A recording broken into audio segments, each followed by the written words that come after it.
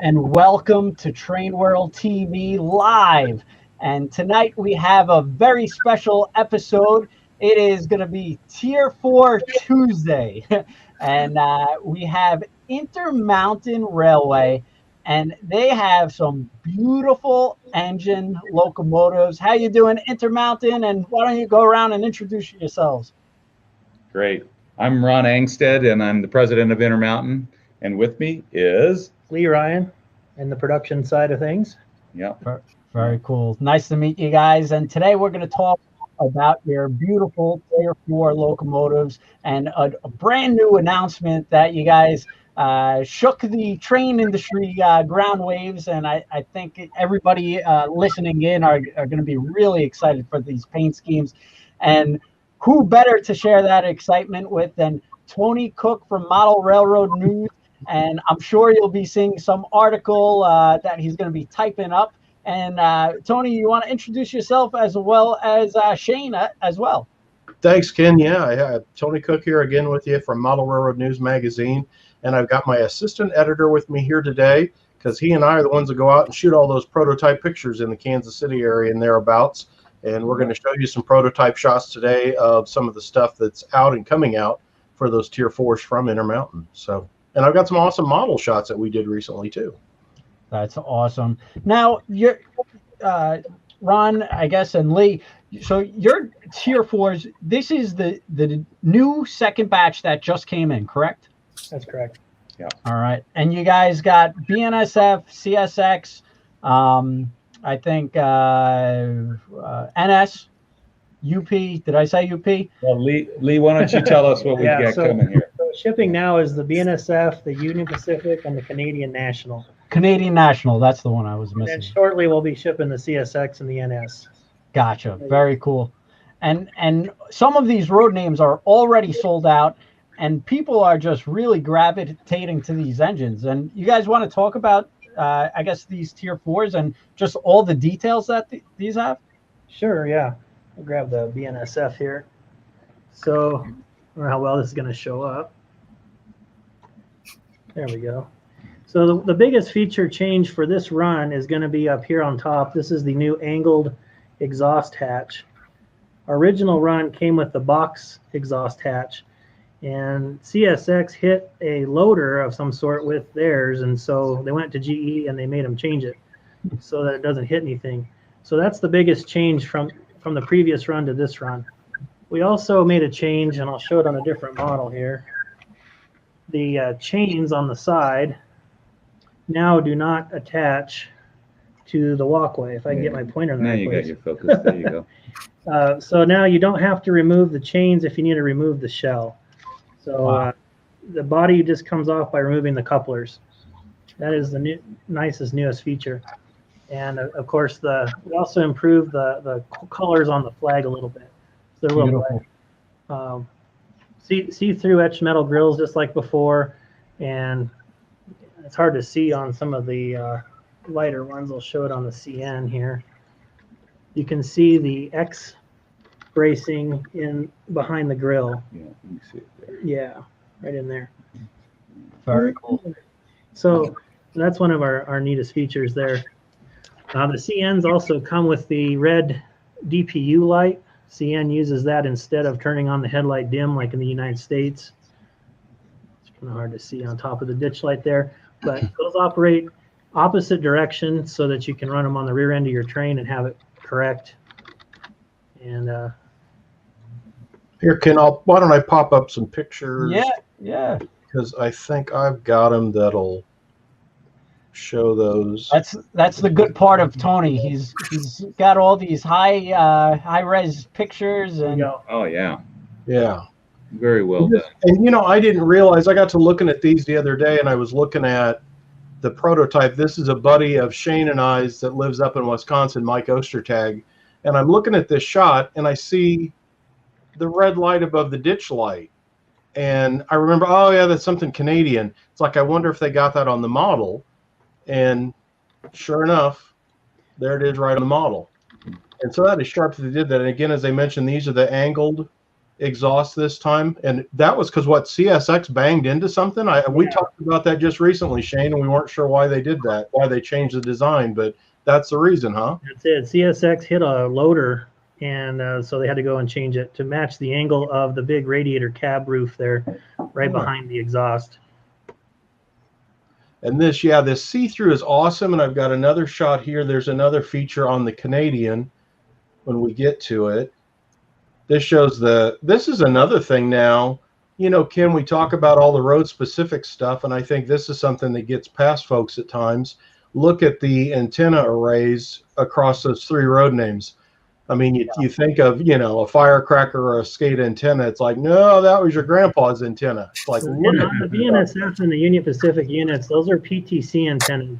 So in the United States, the government requires positive train control. That's what PTC stands for. Wow. And there's all kinds of GPS and all kinds of electronics in those cabinets, and they radio up to satellites. And so if the train is approaching a curve too fast, or it's not stopping where it's supposed to, or speeding, anything like that, the GPS system can actually shut the train down and apply the brakes before there's a collision or a wreck.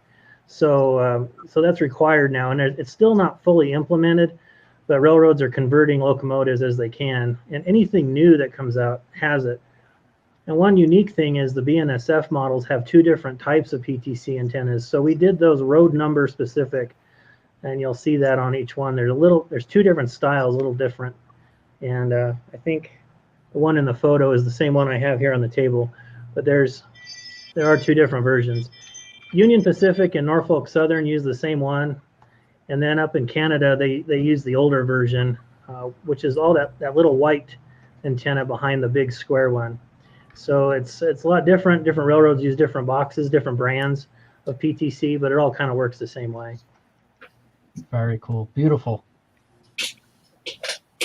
And so this is the same as what NS uses. I assume all these are separately applied details to the cab roof. All the Sinclair antennas are separate, and those round white domes are separate as well. Really brings out the detail on those. That's such a nice feature. And then the wind deflectors and the rear view mirror, all the grabs are separate on them. I mean, very sharp. The other neat thing on the UP, if we go back to that real quick, if you look behind the handrail, the nose to walkway handrail there's a door there, and that one on the UP hinges up. It doesn't have a knuckle buster latch. So the UP is very unique, and we did the unique tooling for that to do it correct for the UP. Ah. See, Kim, this is why I got to buy so many of these. It's not just one, and I can pick a road name. To have one of each for my collection, I got to get all these. And this was an interesting feature I didn't realize. Tell us about, why can we see through the walkway on the Canadian one? So in Canada, of course, as we know, they get a lot of snow up there, and so they didn't want snow on their walkways piling up. So the see-through grills on the walkway are so snow can fall through. And, awesome. And also you'll notice on the pilot, but below the coupler there is a rock, if they call it a rock pilot. Back in the 70s, CN had a lot of issues with rock slides, so they started putting rock pilots on a lot of their locomotives that would be more durable in case they hit rocks, of all things. And then we've got the backup again. You say this is, what was that in lieu of a dim light? What's the purpose and what does it do? It's a DPU light, and it lights up red. So in United States, when a locomotive is on the rear of a train, the headlight is on dim, going away from you. In Canada, they don't do that, and instead they do the red light, the red DPU light, and they don't do a dim white headlight. So that light on our model illuminates in the opposite direction. So if this locomotive, as it's shown here, is going away from us, then that light could be on. If you change directions, then the red one will be on in the front. Wow. Well, Tony, I think you met your match for a walking train dictionary. I live the modern era, so this is my thing. Cool, very cool. And boy, I tell you the one thing too, and we've talked about this on modern contemporary stuff, all this piping and conduit that's underneath. Shane and I were at Santa Fe Junction in Kansas City this weekend, and your ground level as the stuff comes by, and I remember him saying, you know, what was it, Shane, that they come by slow so we get a good look at all this stuff. Yeah, we get all our detail shots that way. Something unique again to the BNSF, and a lot of people probably don't know, is they have the 2 fuel fillers. So if you see in front, toward the front of the fuel tank, there's a round red cap there. There's also another one toward the rear. BNSF is the only railroad that uses both those. Most railroads block off the rear one.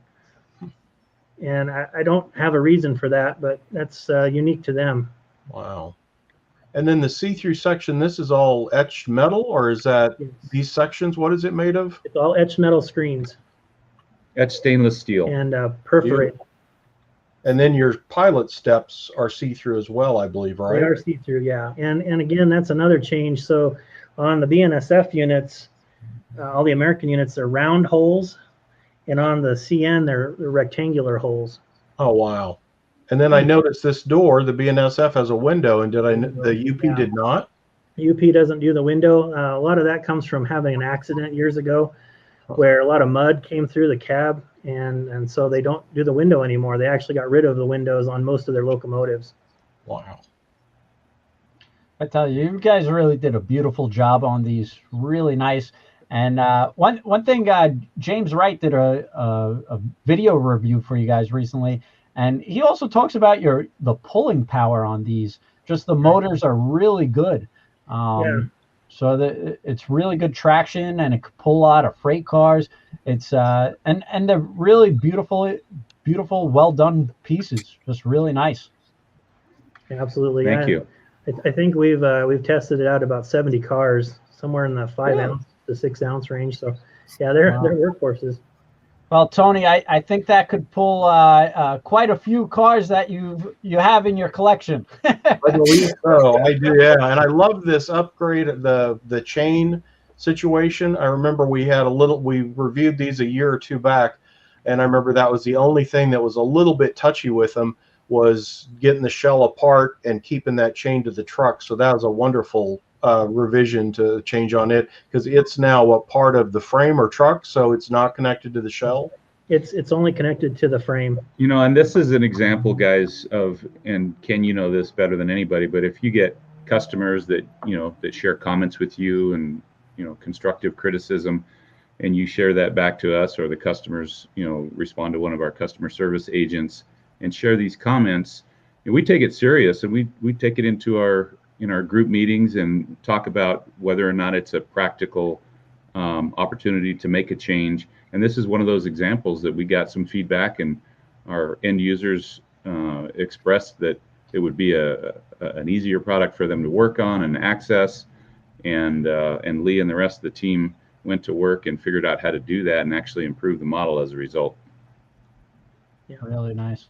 So you guys have these beautiful engines. They're just arriving, Tier 4 paint schemes, but you also announced more. And I'm not sure if you want to show, I guess, your announcements, or if you want me to show some pictures of the new announcements. We can share the screen and show the page if that works. Yeah, we could do that, or if you want me to show it, either way. But let's give a drum roll.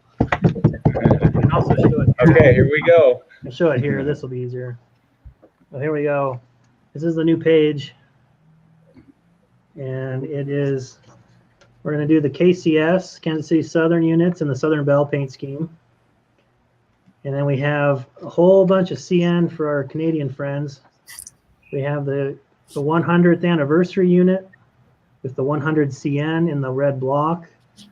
The 2 road numbers of the veterans. The veterans. Yes, and these commemorate both the Canadian military and the United States military. So the left side has everything in French with the Canadian poppy, and then the other side has the American side in English and the red or the yellow ribbon. So military units support our veterans. Well represented. Yeah. There's 2 road numbers there. And then in the Heritage Series, these are actually the IPO 25 units. We have the BC Rail, red, white, and blue. And then we have the Elgin, Joliet, and Eastern, EJ&E in the orange. The Illinois Central in black, and the Wisconsin Central in the maroon and yellow. And these 4 railroads are railroads that Canadian National took over in the last 25 years since their IPO. So they're celebrating their IPO with these heritage units. Really nice. Beautiful. And I forget how many of those are out now. Is that because I've seen pictures that show like 20 of these heritage units. What's kind of the plan on it? We have not released these yet. These are coming hopefully later this year. We'll see how that goes, but these have not been released yet, at least by us. Right. No, I mean the prototype set of CN. The prototypes are all out. Every one of these is running on the railroad now. Okay. Wow. Yeah. That's really neat. And two of these actually are a little bit different. So CN just pulled units out of their regular fleet. So on the veterans unit, one has the angled exhaust hatch and one has the box exhaust hatch. And then two of the heritage units also are that way as well. The Illinois Central and the EJ&E have the original square exhaust, and then the BC Rail and the Wisconsin Central have the angled. And we're going to do the models just like the real ones with all those specific details. Really cool. And one of the cooler paint schemes that I personally like, this is just beautiful. And it seems like all these railroads are making these beautiful paint schemes that modelers just have to have. Absolutely. So it's just really nice. And Tony, I think you'll be writing an article on all these paint schemes about Intermountain, or something. I think so. In fact, Intermountain, they're taking a cue from the hobby company, because Intermountain did that great run. Like, I've got a GM&O red and white Gevo, and I think I've seen that in the Canadian National Heritage, either proposals or program. So in a way, the real railroads are copying off Intermountain with their series of what-if paint schemes. And this is pretty cool too. The BC Rail, I think that's really sharp looking. Yeah, that's a great scheme. And I guess, do they all have that CN? What's the logo there at the front? CN. That's the special IPO 25 logo that all four of the heritage units have, because it represents their IPO. Huh. Wow. This is just great. Really cool, unique, and I'm sure this is happy on all accounts. It makes modelers happy, dealers happy, and also the manufacturer happy. New paint schemes. It's absolutely. This is the stuff we live for. Yeah. And correct me if I'm wrong. This release will be with the Loc 5 instead of the Loc 4, correct? That's correct. So all future runs are going to use the most current ESU decoder, and in this case, it's the V5. And so we always keep it current. Now, Tony, what do you think your viewers, and Shane as well, will like the most? Well, I think that I like the veterans one an awful lot. That's a pretty cool scheme. I think the individual railroads, you hit guys that, like, for me, Illinois Central would be one I'd be interested in. I love that Wisconsin Central with maroon and kind of that yellow gold, and they're awesome looking. That all of those will be popular, but I think that 100th, and I think there's variation in those too, isn't there, Lee? Yeah, you've got one of those with or without that emblem on the front end, as I remember looking at the notes on the release. That's right. We wanted to do a unique one. So number 3108 actually does not have the Aboriginal logo, and it also has a black cab roof. Yeah. And that's correct. I was looking for photos, and that one's correct that way. So we decided to do a unique one. Wow. Yeah, it's this is going to be one of those pieces that everybody's going to need to collect the series. And that's the idea. That's the idea. That's why we do it the way we do it, so you can get them all. Very cool. I feel like at the baseball games, they have those like running races where they have the 5 different people or mascots, and they all run, and you see which one goes the fastest. And I don't know. I personally think this is, out of all of them, anything kind of military, army, and the CN, America with Canada, just really neat. I personally think this will do the best, but so many good paint schemes to choose from. And That's like right. Tony said, a different variety of the different, areas. Yeah, exactly. A couple in Canada and some U.S. This is a pretty interesting paint scheme. I think that was like kind of later era for them, when they just went with the J and the green circle. But that was Chicago area. I mean, not really a switching railroad, but kind of the EJ&E. No, That's right. you don't see many manufacturers make that paint scheme. No, Really cool. no. Yeah. Something unique.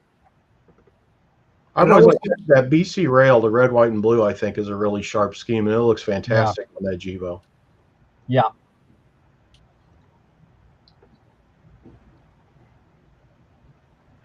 And yeah, that's the later BC rail paint scheme.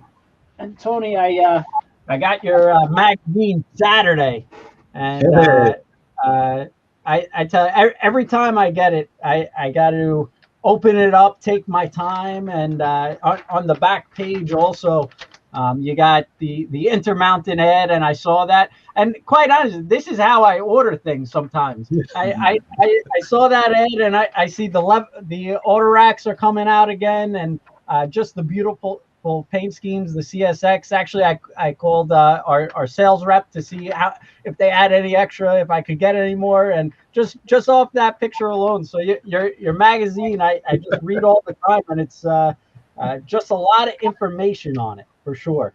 And so, Tony, we can't thank you enough for all you do for all the manufacturers and putting the editorials and the reviews, and of course our advertisements in there too. We sure appreciate you. Oh, it's such a fun thing to do because everybody loves trains and everybody wants to know what's coming next, what's new.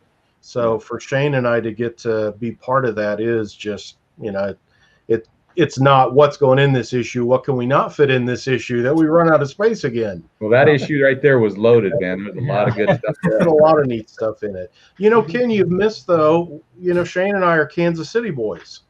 And you've got all these Canadian roads. Okay, all right. There is another road name in this release. I skipped it over. Well, I was waiting for you to say something. I have got some great pictures here of it. Let's see it. Let's look at some of the real ones here. He skipped the one with the best paint scheme on it. These are the Tier 4 KCS units, and out of the group, I think all these lower numbers, I think I looked at something like 5,000 through like 514, Lee, that you've got maybe 4 numbers coming. We've got 8 numbers coming. Wow. Yeah, this is our president of White River Productions is doing a book on KCS. And this is from stuff he's working on. This is a northbound. This was a DPU unit up on Rich Mountain in Arkansas, which is beautiful territory.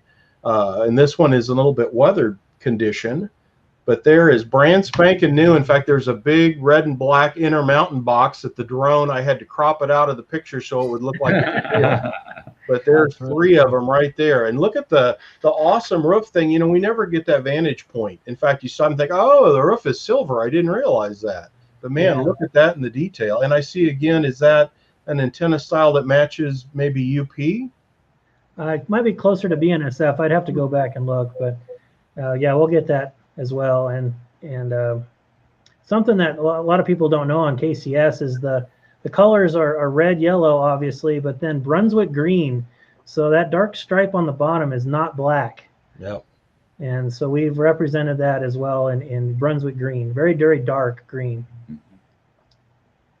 And these units, I think they look kind of ominous coming backwards with that big, hammerhead shark thing to them. But that's awesome. And then I don't know how you do. KCS has always been, if you're a KCS fan, well, God help you, because you got to put all these little stripes on the handrails. They've always done that, but you guys do a representation of that, as I recall, as well. We haven't quite got there yet. We'll see what we can do, though. And then this is a shot that I actually took of them brand new coming across. This would have been on the old Illinois Central Gulf, which is now KCS, coming into the St. Louis area about 2 years ago. I was over visiting family like around Easter and caught these on one of their first trips.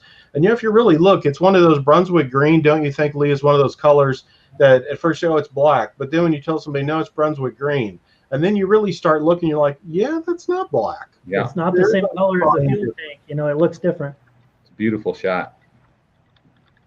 And something else to note on these too is because they run into Mexico, they have 2 different warning labels, one in English and one in Spanish.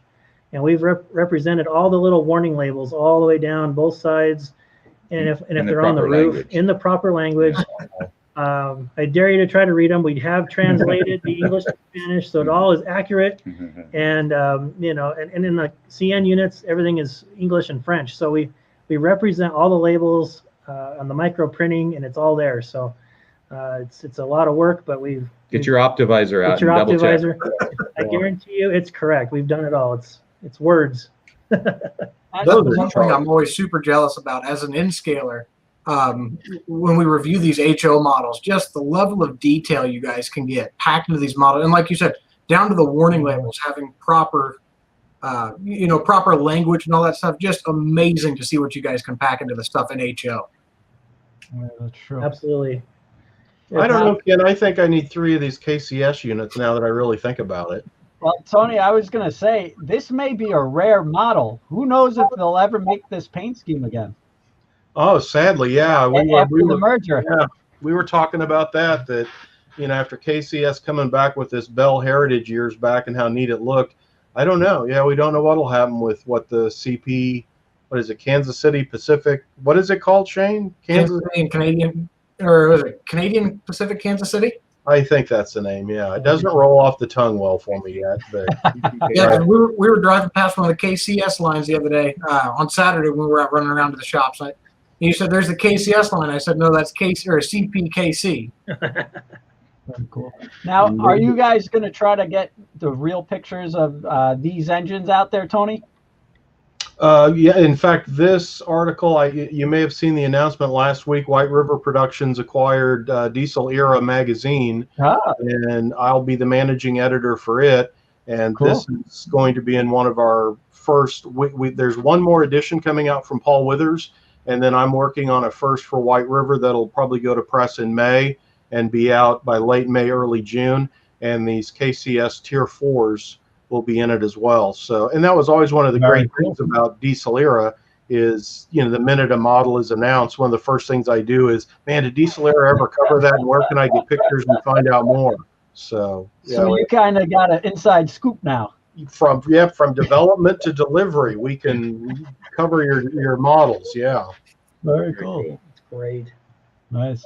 Well, I know the modelers out there are going to be really amped up for these, and we already see the pre-orders pouring in, and I'm sure, Ron, you'll be happy, and Lee as well. So we're excited, and Tony, I'm sure you're happy because you get to review and write about these great models in your magazine and upcoming articles. So I think these are going to do very well, and that's the reason for a quick update call, because product like this needs kind of that action-packed punch, excitement.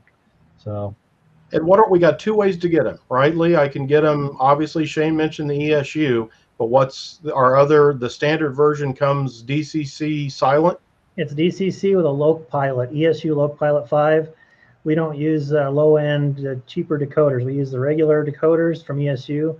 So it's either the ESU Loc Sound 5 or the ESU Loc Pilot 5. And they're full-featured decoders, reprogrammable, firmware updatable, the whole bit. So everything is the highest end from them. Awesome.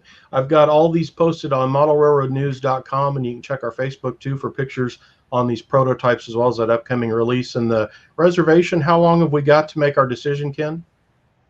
That's a good question. I'll spin that back to Ron. Hey, get your reservations in early, and yeah, we'll let you know with a little bit of notice before we cut off reservations. But all the Train World customers out there, talk to Ken as early as possible to get your reservations in. So the sooner the better, so that we can get into production and get them out to you. Yeah, we always usually order extra, but as Ron and Lee said, it's always best to get them in before, because you never know when it's going to sell out quickly, and usually does nowadays. It's like crazy. Ken, I'm sorry to interrupt, but thank you for mentioning that, because at Intermountain, what we do is we take all of the advanced reservation numbers that we get from all of our dealers. We calculate, where we are with it. We round up a little bit and figure out our production number, and then we add a percentage on, based on, what we think those additional orders are going to be, from the time we start production till the time we receive them, and then maybe another 60 days after we receive them, because we don't intentionally want to sell out of anything that our customers, want to purchase. It's a really delicate balance. And you should know that over the last 18 months or so, as we get our advanced reservations in and add our production numbers up and add our percentage of overage to try to fulfill the need, we've been selling out of everything. So it really is a benefit to our dealers and to Intermountain, and also to the customers, to get those reservations in, try to be as accurate as possible, and we'll do the best we can at guesstimating the overage that we need to. But lately it's been, we can't be aggressive enough because we've been selling through just about everything we've been getting in. Great bunch of products that have been coming in recently, high quality, and the industry has awoken. So hopefully all you guys are experiencing the same thing we are. People love the hobby.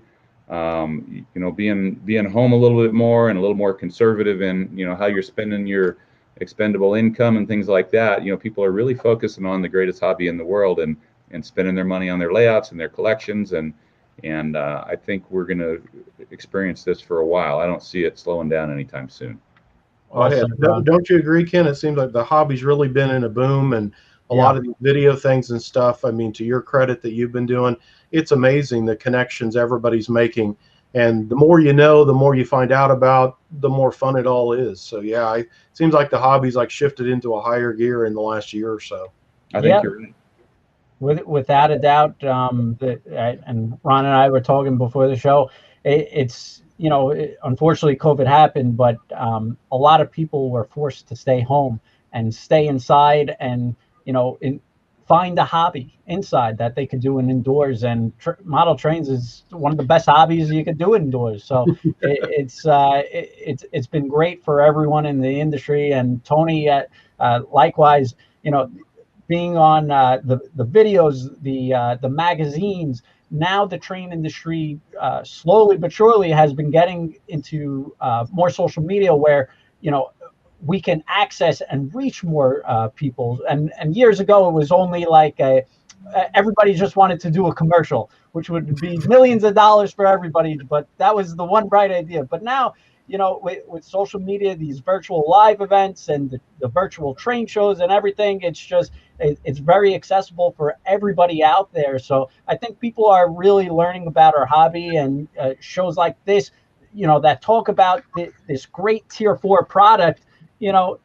Thousands of people will watch this tonight. So it's a great thing, and we're excited. And Lee, one question before I forget, though: delivery date on these. Someone did ask earlier. Any estimate? We don't really have a specific date, just because of all the fluctuations in the industry. Okay. So we're going to get them into production as soon as we can with the reservation numbers, and as soon as I can say, as soon as possible. Would that be fair? Yeah, and I think Lee is correct. Some of this depends on how the reservations come in for each road, and how long it takes to accumulate enough reservations to schedule enough production for it to be practical. We expect it to go really well, and hopefully we'll be in production later this year. So hey, I also wanted to mention, and all you guys are familiar with this dynamic going on in the industry right now, but this virtual virtual presentations, virtual trade shows, things like that. Ken, you've been fantastic in organizing things like that. I also want to shout out to both James Wright and Ken Patterson for some of the fantastic reviews that those guys have done on their own channels. Yep. And the Tier 4s have been well represented with both of those guys. So anybody out there that's watching that wants to learn more and get a little more information about past releases, there's a lot of information out on these great models with both of those guys as well.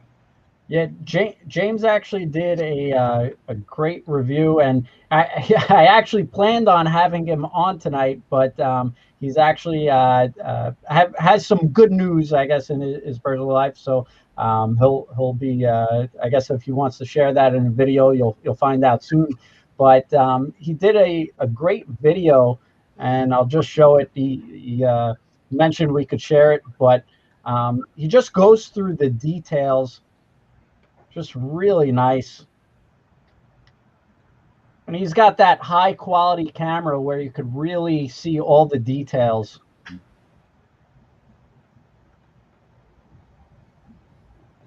So you guys could check out his video, and I'm sure we'll have him on. But I believe he did another one. This is for the new release, Ron, correct? That's correct. Yep.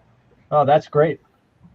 Because I remember him on the first batch, he couldn't stop raving about the first batch. So I guess he did another one. Yeah, it's great to hear him analyze and summarize the features and the details. He's very passionate about the hobby, but he's also conservative about how much gushing positive information he'll give. He's pretty neutral reviewer, and he was pretty excited, about as excited as I've ever seen him over a model. Yep. So that was good to see. Very cool. All right, and Ron, you also have a lot of freight cars coming in. I mean, every other week it seems like a new freight car is rolling in. So there's a ton of product coming out from you guys as well. Yes, absolutely.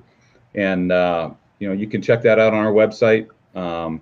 You can get it from your local dealer. We also send out our Modelers Club announcements every month, to let everybody know what's happening. One of our most exciting new releases is our HO scale auto rack. We're in I think our third production run of all time on that one, and this was the biggest production run we've ever done. What was there, 16 or 18 paint schemes? 16. Yeah. I think 16 paint schemes with all unique new road numbers, and those are selling fantastic. Again, etched metal, stainless steel. Side panels. Do we have one? Yeah, there's one on top. Yeah. There you go. You've seen this one before, but fantastic model. I think Train World has some of these in stock if anybody out there is looking for them.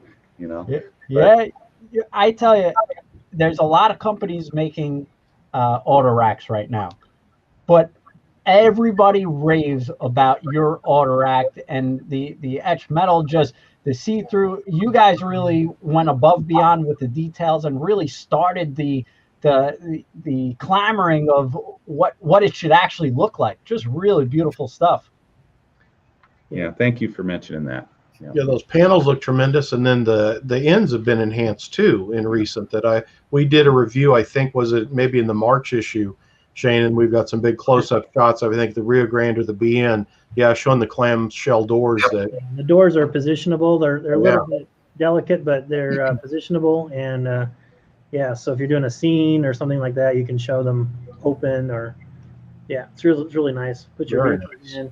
They're stunning, both of the HO ones, and I'm looking forward to seeing the in-scale ones as well. Yeah, they're on the way too. They're in production. HO guys have been raving about how good they look, and I'm just waiting to get my hands on one. Yeah. Well, here, Shane, I'll make you a little more. Oh, wow. There you go.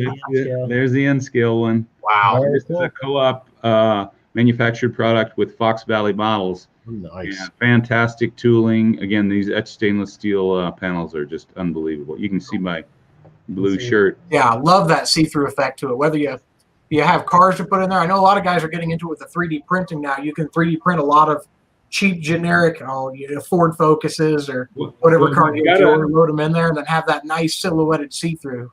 Well, we've got a 3D printer downstairs, but we haven't printed any automobiles yet. But you've just given us an interesting idea.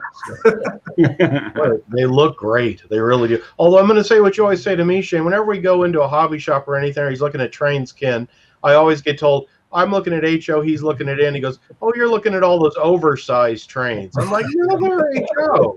So there you go. There's both sizes represented. Together there. Yeah. Beautiful. Really cool. They really look great. Thank you. Yeah, they're really popular.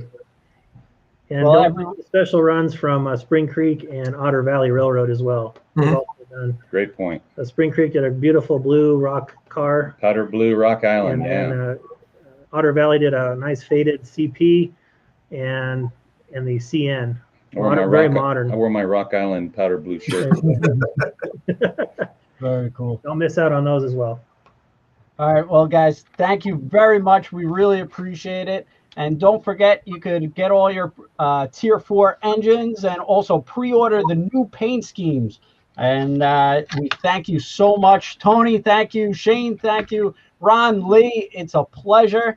And we'll talk to everyone soon. Shop all these great Intermountain products at trainworld.com. Thank you guys so much, and we'll see you soon. See you soon. Thank Thanks, you. guys. Bye-bye. Right? Bye.